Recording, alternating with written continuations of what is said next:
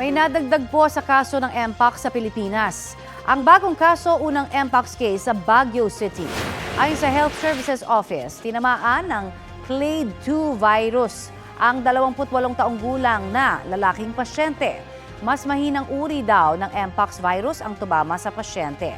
Magaling na siya ngayon at kumpleto na ang isolation nitong Biyernes, January 17. Inalerto ng Baguio LGU ang publiko na mag-ingat at sundin ang health protocols.